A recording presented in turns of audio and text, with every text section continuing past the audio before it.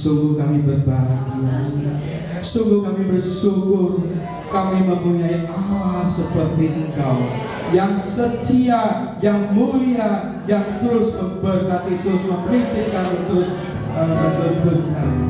Terima kasih Bapak, terima kasih. Kami bersyukur Tuhan kalau pada siang hari ini Engkau masih mengizinkan kami anak-anak-Mu boleh datang menghampiri tata-Mu. Kami boleh naikkan pujian, kami boleh naikkan penyembahan kepada Engkau. Sekalipun dengan mata jasmani kami tidak melihat, tetapi kami percaya Engkau sedang bertata di atas pujian kami. Terima kasih Bapak, terima kasih. Kalau sebentar lagi kami mau bunuh dia Tuhan, biarlah Engkau sendiri berkata-kata kepada kami lewat mulut lidah hamba-Mu yang tiada apa-apanya ini Tuhan. Biarlah setiap pesan-pesan yang daripada Engkau boleh tersampaikan dengan bahasa-bahasa yang sederhana, boleh dimengerti, urapi setiap kami Tuhan, boleh mengerti, dan lebih daripada itu bangkitkan kekuatan yang telah Kau taruh di dalam setiap kami, sehingga kami mampu melakukan segala sesuatu sesuai dengan kehendak-Mu. Apa saja yang kami perbuat adalah untuk memuliakan nama-Mu. Terima kasih Bapa. Dalam nama Tuhan Yesus kami telah berdoa dan mengucap syukur. Yang percaya siap dengarkan firman Tuhan, mari sama-sama kita katakan amin. Silakan duduk. Shalom. Shalom. Seperti yang Tuhan semangat ya. Shalom. Shalom. Sungguh berbahagia sekali kita bisa kembali bertemu di tempat ini. Kita sama-sama akan belajar satu kebenaran firman Tuhan yang saya beri judul Menang Atas Iblis. Bilang bersama-sama saya, menang atas iblis. Menang atas iblis. Siapa mau menang atas iblis? Bilang saya. Saya. Haleluya. Terus terang, hari ini ada sedikit berbeda. Selama kalau saya khotbah, saya biasanya ada PowerPoint yang saya siapkan. Tapi sekali ini tidak ada. Maka tadi waktu masuk Pak Gembala yang multimedia tanya saya, memang kemarin terjadi kerusakan di laptop saya. Tapi sebenarnya ada satu masalah lain. Sebenarnya firman yang akan saya sampaikan, yang saya siapkan itu bukan yang akan saya sampaikan saat sekarang ini.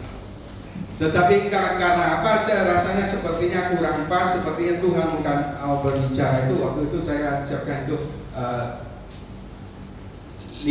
roti dan 2 ikan. Akhirnya saya ganti menjadi menang atas iblis. Saya tidak tahu tadi di dalam puji-pujian itu yang dinaikkan apa? Ku percaya Kau Tuhan, firman-Mu Kau tidak pernah gagal. Yang kedua, lebih dari pemenang. Menang atas iblis, lebih dari pemenang dalam segala hal. Ya, ada lagi, firman-Mu itu pelita bagiku dan tidak pernah gagal. Firman-Mu itu. Jadi yang keempat, Bapa Kau mulia dan lebih daripada harta. Sebenarnya hari ini kita berucap menang atas iblis dengan firman Tuhan. Dan tadi dari kesaksian Ibu Simanjuntak juga berkata, cobaan datang silih berganti, tetapi dia mampu mengatasi keluar dari sebagainya. Dan sebenarnya kita tidak janjian, bahkan saya belum saya tidak tahu, saya kenal orangnya tapi belum tahu namanya. Nama siapa? Pak Nainggolan ya. Ya, jadi istilahnya ini menyatakan, membuktikan bahwa memang sebenarnya yang ingin Tuhan sampaikan kepada setiap kita hari ini adalah menang atas iblis. Amen. Jadi beri tepuk tangan untuk kemuliaan Allah. Mari saya mengajak kita sama-sama membaca Alkitab kita yang terambil di dalam Injil Matius. Injil Matius pasal keempat. Kita akan baca mulai dari ayat 1 hingga ayat 11. Injil Matius, bisa tolong ditampilkan ya. Matius 4, 1 hingga 11. Saya mau kita boleh membacakan firman Tuhan ini secara bergantian. Saya baca ayat 1, Bapak Ibu baca ayat 2 dan seterusnya. Untuk itu saya mengundang kita boleh bangkit berdiri, kita bacakan dengan suara yang keras. Judul berikutnya, pencobaan di padang gurun. Maka Yesus dibawa oleh Roh ke padang gurun untuk dicobai iblis. Dan setelah berpuasa 40 hari dan 40 malam, akhirnya ia lapar Yesus. Lalu datanglah si pencoba itu dan berkata kepadanya, jika engkau anak Allah, perintahkanlah supaya batu-batu itu menjadi roti. Tetapi Yesus menjawab, ada tertulis, manusia hidup bukan dari roti saja, tetapi dari setiap firman yang keluar dari mulut Allah. Kemudian iblis membawanya ke kota suci dan menempatkan dia di hubungan bait Allah. Lalu berkatalah kepadanya, jika engkau anak Allah, jatuhkanlah dirimu ke bawah, sebab ada tertulis mengenai engkau, ia akan memerintahkan malaikat-malaikatnya, dan mereka akan menatang engkau di atas tangannya, supaya kakimu jangan terantuk kepada batu. Yesus berkata kepadanya, ada pula tertulis, janganlah engkau mencobai Tuhan Allahmu. Dan iblis membawanya pula ke atas gunung yang sangat tinggi dan memperhatikannya dengan semuanya. Dan berkata kepadanya, semua itu akan kuberikan kepadamu jika engkau sujud menyembah aku. Maka berkatalah Yesus kepadanya, enyahlah iblis, sebab engkau tertulis, engkau harus menyembah Tuhan Allahmu, dan hanya kepada Dia sajalah engkau mendekati. Ayat 11 kita baca bersama-sama. Lalu iblis meninggalkan dia, dan lihat malaikat-malaikat datang melayani Yesus. Amin. Selamat berdoa. Bapak Ibu yang terkasih, dari pembacaan ayat tadi itu kita melihat bahwa Tuhan Yesus dicobai. Makanya jangan heran seandainya kita dicobai Tuhan di dalam kehidupan kita ataupun di dalam pelayanan kita. Karena Tuhan yang kita sembah, Yesus, juga dicobai oleh iblis. Dan Alkitab mencatat iblis mencobai Tuhan Yesus pada saat Tuhan Yesus mau mulai pelayanannya di atas muka bumi itu. Jadi waktu itu Yesus mengambil berpuasa selama 40 hari 40 malam, dan pada saat itulah datang cobaan iblis. Dan kita di Alkitab tidak mencatat iblis sudah mencobai Tuhan sebelum waktu itu. Kenapa bisa begitu? Saya ambil satu kesimpulan bahwa kalau kita tidak bersedia mengambil bagian di dalam pelayanan pekerjaan kerajaan Allah di muka bumi itu, iblis itu tenang-tenang saja. Mereka belum terusik sehingga dia tidak lakukan apa-apa. Sama seperti banyak orang sudah menerima Yesus sebagai Tuhan dan memberi diri dibaptis. Kalau sampai hanya sebatas itu, biasanya iblis masih diam-diam, dia tidak lakukan apa-apa karena dia belum terasa terancam. Dia belum terasa terancam karena banyak orang yang sudah terima Yesus, sudah dibaptis, tapi kehidupannya tidak pernah berubah. Dan iblis itu tidak akan takut karena orang yang sudah terima Yesus dan tidak berubah itu justru mereka suatu saat akan menjadi batu sandungan. Mereka yang menjadi penghalang orang datang kepada Tuhan Yesus sehingga tidak. Tetapi pada saat seseorang sudah ngambil keputusan, punya komitmen mau hidup di dalam kebenaran Tuhan, apalagi mau ikut pelayanan, mulai dari situ itu iblis sudah mulai terusik. Di saat itulah iblis akan mencobai dan menyerang. Sehingga kalau kita melihat orang yang sungguh-sungguh melayani Tuhan, dia akan mendapatkan cobaan yang lebih daripada orang yang asal-asalan melayani Tuhan.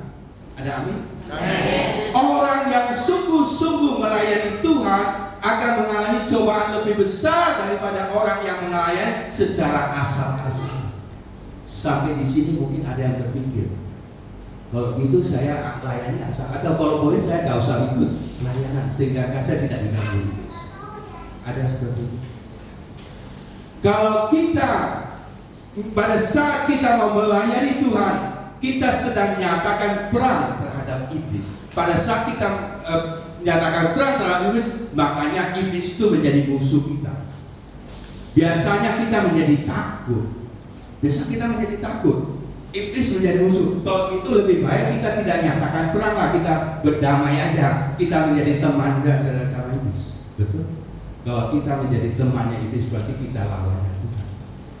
Sekarang keputusannya kembali ke kita. Kita mau menjadi temannya iblis atau menjadi temannya Tuhan. Jadi Bapak Ibu yang terkasih, sekalipun pada saat kita mau melayani Tuhan itu dengan apa, tapi walaupun iblis itu akan menerang kita, akan mencoba kita, tapi dengar baik bahwa iblis tidak pernah akan menang. Amin. Karena dia sudah dikalahkan pada saat Tuhan Yesus tergantung di kayu salib. Dia sudah dikalahkan. Sehingga kita tidak perlu takut terhadap si iblis itu. Jadi mari kita tetap mengambil komitmen hidup di dalam kebenaran firman Tuhan, dan coba usahakan sebanyak-banyaknya boleh mengambil bagian di dalam pelayanan terhadap pekerjaan kerajaan surga di atas muka bumi ini, selama kita masih punya kesempatan. Karena hidup ini kesempatan, selama masih ada kesempatan, jangan sampai disia-siakan. Jadi itu jadi hari ini tidak. Jadi kita sama-sama belajar cobaan apa yang dilakukan iblis terhadap Tuhan Yesus. Itu di dalam ayat yang ketiga. Lalu datanglah si pencoba itu dan berkata kepadanya, jika engkau anak Allah, perintahkanlah supaya batu-batu itu menjadi roti. Inilah tipu muslihat daripada iblis yang apa? Dia tahu pada saat itu Tuhan Yesus sudah menjalani puasa selama 40 hari 40 malam. Kalau seseorang yang sudah puasa sekian lama, kira-kira apa yang terjadi? Pasti sangat lapar. Kalau orang lagi lapar, yang dibutuhkan apa? Makanan. Kalau lagi lapar pasti perlu makanan. Dan iblis tahu kelemahan kita. Dia selalu akan menyerang kita pada titik terlemahnya kita. Demikian juga yang dilakukan terhadap Tuhan Yesus. Dia tahu pada saat itu Tuhan Yesus dalam keadaan yang sangat lapar. Dia sebenarnya sangat menginginkan adanya roti, sehingga dia coba dari situ. Coba kita lihat kalimat yang dipakai oleh iblis. Jika engkau anak Allah. Jika engkau anak Allah. Kenapa dia pakai kalimat itu? Sebenarnya Yesus memang benar-benar anak Allah. Kenapa si iblis menggunakan itu? Dia coba berusaha membuat Yesus ragu akan status dirinya. Demikian juga iblis selalu menggunakan kata-kata yang sama dengan kepada kita orang percaya. Dia akan berkata, kalau memang Tuhan itu mengasihi kamu, mengapa dia mengizinkan kita menderita? Kalau Tuhan itu memang ada, mengapa dia masih tidak menyembuhkan saya dari sakit yang saya punya? Tidak. Jadi ini selalu dipakai, sehingga kita dipakai untuk mengabulkan, kita menjadi ragu-ragu, kita menjadi curiga. Benarkah Tuhan itu mengasihi saya? Saya teringat ada satu kesaksian itu oleh seorang hamba Tuhan yang dipakai luar biasa oleh Tuhan. Namanya Reinhard Bonnke. Ada yang kenal Reinhard Bonnke? Dia seorang kelahiran bangsa Jerman, tapi ladang pelayanan di Afrika. Di Afrika dia kalau satu kali KKR itu jutaan orang yang hadir. KKR-nya bukan lagi di gedung, tidak ada gedung yang bisa menampung sebanyak itu. Itu di lapangan yang sangat luas. Ya, saya bayangkan ya pelayanannya seperti masanya Yesus. Di pinggir pantai di mana seperti itu. Dan setiap kali KKR itu ada ratusan ribu orang yang bertobat menerima Tuhan. Jadi dia seorang penginjil yang setia. Kemanapun dia pergi, kepada siapapun dia ketemu, dia pasti menyampaikan Injil. Satu kali waktu dia sedang pergi untuk potong rambut di pangkas. Demikian pada saat dia potong rambut, dia juga menginjili tukang pangkasnya. Dia bilang Tuhan itu baik, Tuhan itu menginginkan semua manusia itu menjadi baik, menjadi apa segalanya. Kemudian tukang pangkasnya berkata, kalau Tuhan yang engkau katakan seperti yang engkau katakan, mengapa di dunia ini masih begitu banyak orang jahat? Kalau memang Tuhan itu berkuasa, mengapa masih ada kelaparan di mana-mana? Dia coba terangkan, tapi orang itu tetap bersikeras bahwa Tuhan itu tidak ada. Tukang pangkas itu bilang, karena memang kejahatan masih banyak terjadi. Sampai Reinhard Bonnke itu kehabisan kata-kata. Kehabisan kata-kata, dia cuma bisa berdoa. Dia berdoa tapi Tuhan tidak berkata apa-apa kepada dia. Sampai selesai dia pangkas, belum juga ada jawaban dari Tuhan. Akhirnya dia selesai bayar, dia keluar dari toko tukang pangkas. Begitu keluar dari situ, dia lihat di jalan ada seorang anak muda yang rambutnya gondrong, acak-acakan. Langsung datang hikmatnya, dia tarik pemuda itu masuk ke dalam tukang pangkas. Dia bilang sama tukang pangkas, dia bilang, di kota ini tidak ada tukang pangkas. Tukang pangkasnya kan masih protes. Kenapa kamu bilang tidak ada? Kan saya tukang pangkas dan kamu baru saja saya potong rambut kamu. Kenapa kamu bisa bilang tidak ada tukang pangkas? Reinhard Bonnke bilang, kalau ada tukang pangkas di kota ini, mengapa masih ada orang gondrong dengan rambut yang acak-acakan seperti ini? Tukang pangkasnya bilang, ya saya tukang pangkas, kalau orang tidak mau datang untuk saya layani, ya dia tetap seperti itu. Reinhard Bonnke bilang, ya seperti itulah jawabannya. Tuhan itu ada mengasihi semua orang dan mau semua orang menjadi baik. Tetapi kalau orang itu menolak datang ke Tuhan, ya dia akan tetap dalam keadaan yang seperti sedia kala.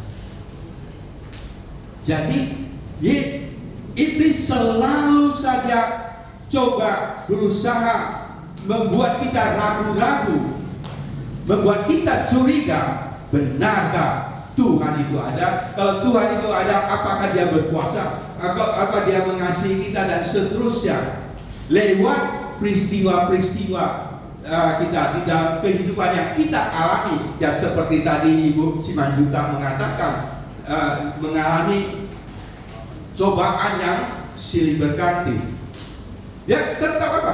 Apakah lewat cobaan ini kita masih tetap percaya kepada Tuhan, atau kita menjadi menyerah, kita tunduk kepada keadaan? Dan kita tahu iblis menggunakan ini secara terus-menerus, mulai dari zaman Adam dan Hawa. Pada saat di Kejadian 3 di sana dikatakan iblis ular itu datang kepada Adam dan Hawa berkata, tentu saja Allah melarang kalian makan semua buah yang ada di dalam taman ini. Sehingga Allah bilang, tidak Tuhan, semua boleh makan, cuma buah dari pohon pengetahuan baik dan buruk. Karena pada saat kami makan, kami akan mati. Sehingga Iblis bilang apa? Sekali-kali kamu tidak akan mati. Kenapa? Pertama dia coba dengan apa? Segala buah tidak boleh makan. Dia tolak. Ada nggak firman di dalam Adam dan Hawa? Ternyata mereka ingat ada larangan hanya makan buah apa. Tapi dia apa lagi? Sekali, karena firman Tuhan mengatakan kalau kamu makan kamu mati. Iblis juga sekali-kali kamu tidak mati. Dan kita tahu si Hawa itu lebih percaya kepada omongan iblis, si ular, daripada omongan Allah. Sehingga buahnya mati. Sehingga kita tahu lah, sejak itu manusia disebut jatuh di dalam dosa. Jadi sampai hari ini juga iblis juga menggunakan cara yang sama untuk terus mengganggu kita. Dan kita coba lihat bagaimana cara Yesus menangkis serangan iblis itu di ayat 4. Ayat 4 itu berbunyi demikian. Tetapi Yesus menjawab, ada tertulis, manusia hidup bukan dari roti saja, tetapi dari setiap firman yang keluar dari mulut Allah. Jawaban Tuhan Yesus apa? Ada tertulis. Artinya apa? Ada tertulis di dalam Alkitab. Ada tertulis di dalam Alkitab. Apa yang tertulis di dalam Alkitab? Manusia hidup bukan dari roti saja, melainkan setiap firman yang keluar dari mulut Allah. Jadi seandainya masa itu kalau Yesus itu hidupnya di Indonesia, pasti dia bilang manusia hidup bukan dari nasi saja. Itu kenapa pakai roti, karena pada di Yahudi sana mereka makanan pokok mereka itu roti cane, seperti roti cane itu. Jadi ya, di sini kita menjadi selalu ada orang bertanya, tujuan itu manusia hidup untuk makan atau makan untuk hidup? Pernah kita dengar itu? Hidup untuk makan atau makan untuk hidup? Sebenarnya mana yang benar? Makan untuk hidup. Kalau hidup untuk makan artinya tujuan utama kita itu cuma makan, tidak ada selain itu.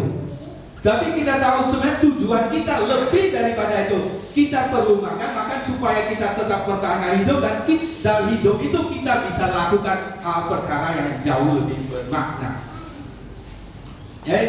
Manusia hidup bukan dari roti saja, dari setiap firman yang keluar dari. Kita lihat ya, Yesus menangkis serangan iblis itu dengan kata-kata di dalam firman Tuhan. Kata firman Tuhan itu terbawa di dalam mana? Itu di dalam Ulangan pasal 8 ayat yang ketiga. Jadi manusia hidup bukan dari roti saja, itu yang dipakai. Jadi Yesus menangkal serangan iblis dengan firman Tuhan. Bilang bersama-sama saya, Yesus menangkal serangan iblis dengan firman Tuhan. Yesus menangkal serangan iblis dengan firman Tuhan. Sampai di sini berarti iblis gagal menggoda Yesus, karena Yesus mau berubah batu jadi roti. Bisa gak? Bisa saja, gak ada mustahil bagi dia. Tetapi dia tidak lakukan, karena dia memang berpuasa, dia memang untuk menahan lapar juga, bukan mencari apa. Jadi iblis gagal. Tetapi setelah iblis gagal, ternyata iblis itu tidak tinggal diam, dia tidak menyerah sampai ke batas itu. Dia lanjutkan, dia cari lagi kelemahan mana yang akan serang. Sehingga seperti tadi ibu itu, cobaannya silih berganti. Kenapa? Kalau satu dia gagal, dia tidak akan berhenti, dia akan coba dengan yang lain.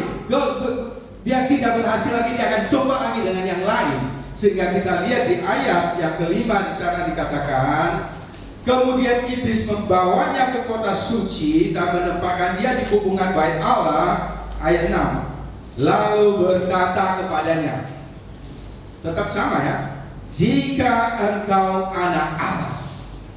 Cara iblis tetap saja sama. Jika engkau anak Allah, jatuhkanlah dirimu ke bawah, sebab ada tertulis. Ternyata iblis juga menggunakan firman. Iblis juga menggunakan firman. Artinya iblis itu mengerti firman. Dia hafal firman. Dia hafal firman dan dia berkata apa? Ada tertulis mengenai engkau, ia akan memerintahkan malaikat-malaikatnya dan mereka akan menatang engkau di atas tangannya, supaya kakimu jangan terantuk kepada batu. Itu terdapat di dalam Mazmur 91 ayat 11 sampai ayat 12. Ada firman, ternyata iblis tahu firman. Dia justru menerang kembali dengan firman juga, sehingga manusia selalu menjadi kalah dengan iblis. Karena apa? Karena kita pada saat kalau kita kurang menguasai firman, sedangkan iblis itu menguasai firman.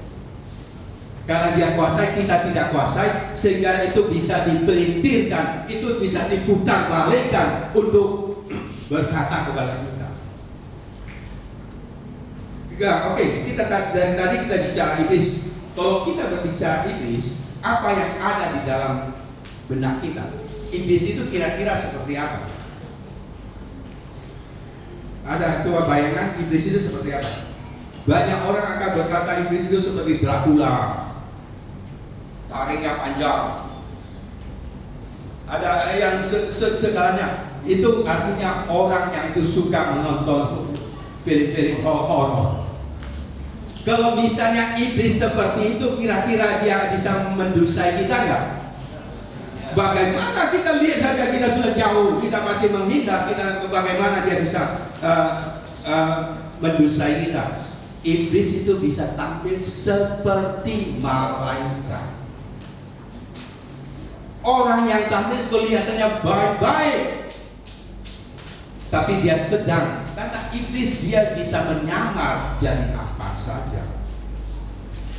Jadi iblis itu dia mencoba, dia bilang ada tertulis kalau kamu jatuh ada malaikat yang akan menantangkan tangannya, kamu tidak akan jatuh, maka sekalipun terjatuh tidak sampai tergeletak. Iya kan?